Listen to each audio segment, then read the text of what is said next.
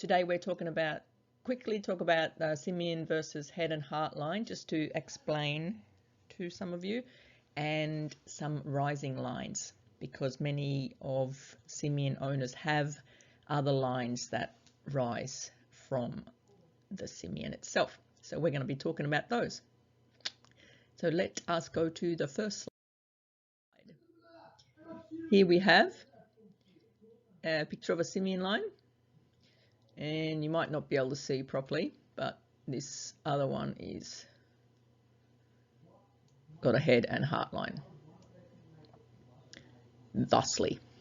So we are going to quickly explain about a Simian, how I see it, and I'm going to use the terms circuits. So imagine if the heart line and the head line are two circuits. So you have the heart line circuit and the headline circuit.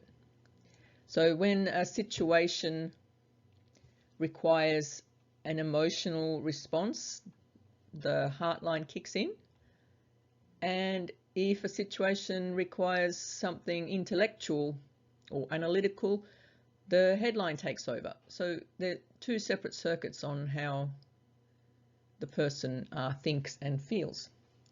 So in my opinion, the Simian line being a one circuit for both emotional and intellectual thoughts, so they might clash, or they are running on the same circuit, so emotion and thought come together.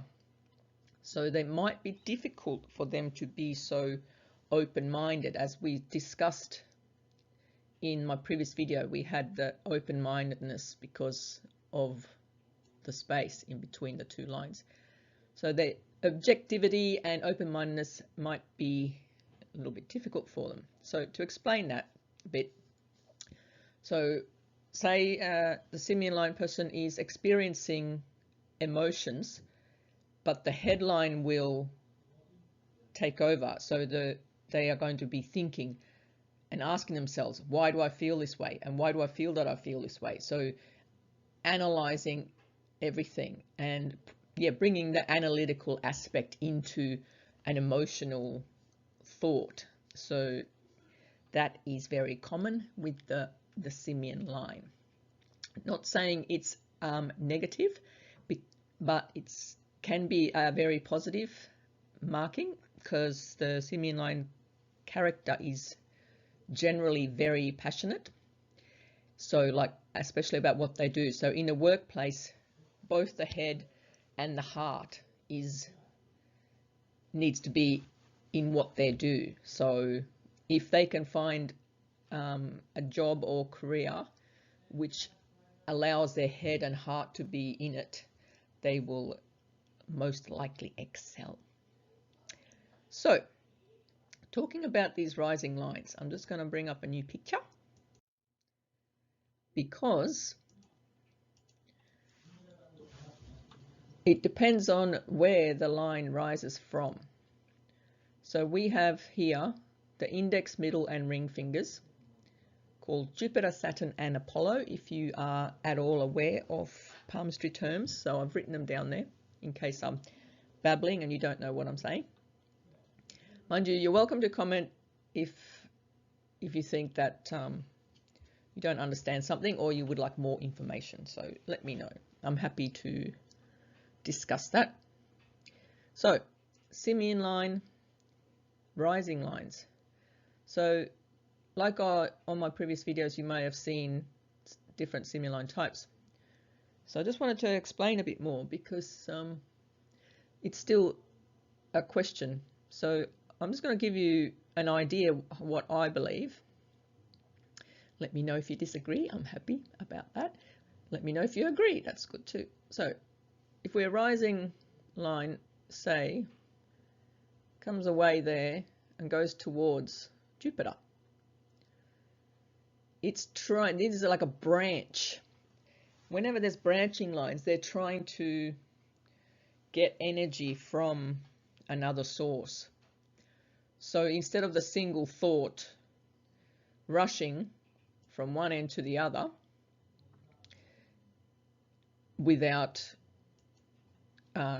consideration for emotions, or too much consideration for emotions, or whatever, that little branch rising is getting some energy from Jupiter.